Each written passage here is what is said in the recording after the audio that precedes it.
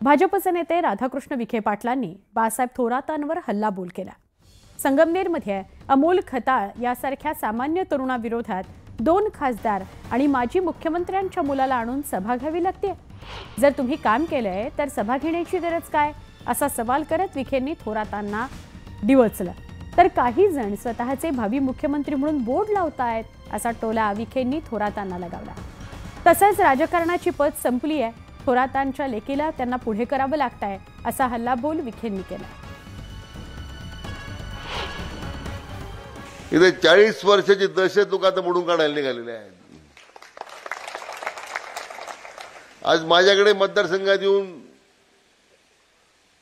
आमच्या लेकीला फिरवलं, दहशतमुक्त करायचंय, दहशतमुक्त करायचंय। आपल्या तालुक्यात तेच चालू आहे, मग तुंतुन वाजवायचं काम। ती जुनी म्हण, म्हणजे ती काय म्हणणार नाही मी, पण पुन्हा आणखी नवीन प्रश्न तयार व्हायला बसला, आणखी त्यांना एक नवी संधी। परंतु आपल्या राजकारणाची पद संपलेली आहे, म्हणून आता लेकीला पुढा करावं लागलं, हे त्यांचं वास्तव, त्याचा पराभव त्यांनी मान्य केला पाहिजे।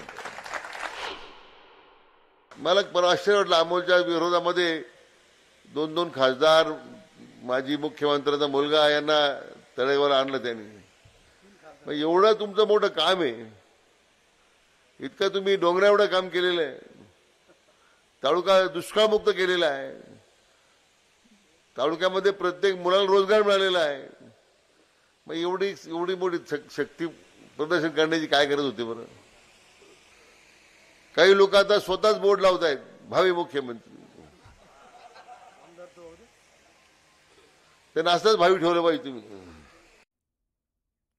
यशोमती ठाकूर यांनी शेतकऱ्यांना आवाहन केलं।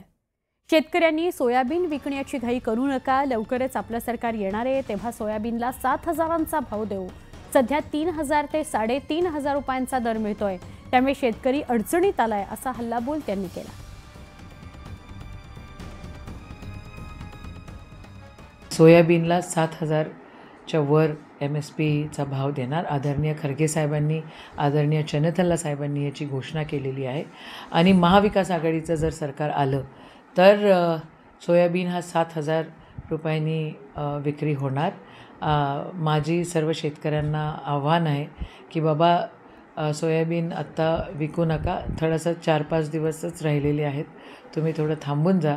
आपलं सरकार आलं तर आपण 7,000 भाव नक्कीच देऊ, असं आदरणीय खरगे साहेबांनी या ठिकाणी आपल्याला आश्वासित केलेलं आहे।